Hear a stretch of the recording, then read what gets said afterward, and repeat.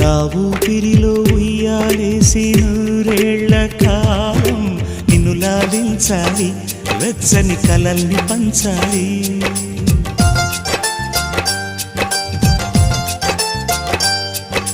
నీ స్నేహంలో స్నానం చేసి నా కన్ని దేహం ధరించిపోవాలి, తీయని స్వరాలు పాడాలి.